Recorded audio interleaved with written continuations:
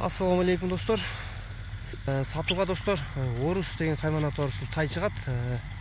1 жаштан өткөн тай. Жаныбар. Бою достар 1.55.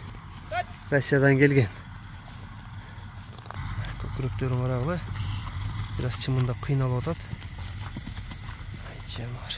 Жетелеген жаңы эле көнүп баштады достор тай. Зегирип калат biraz. Карагыч аябай чоң тай достор. Жасқа эми 2 жаш болот жазында.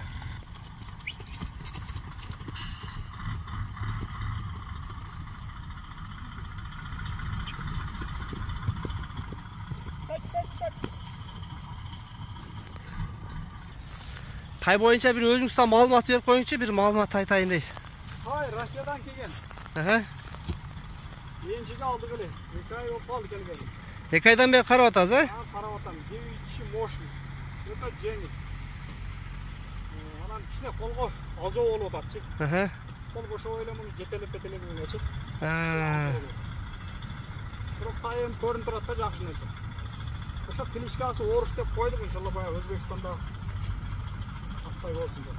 Атты көрдүң дейсиз. Ат жакшы нерсе тайчы. Эми буюрса эми 23-жылкы тай да, Кудай кааласа.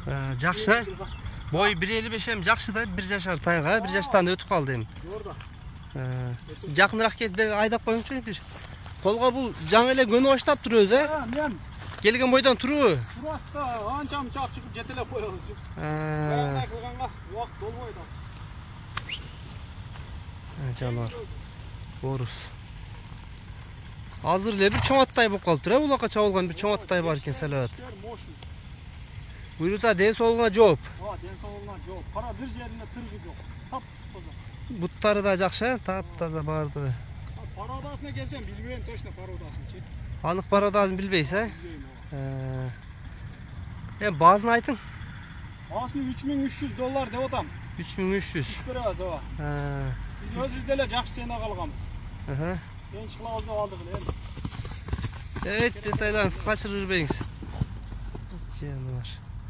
$3300 коюлду достор. Ысык атада турат тай. Алга деген айылында.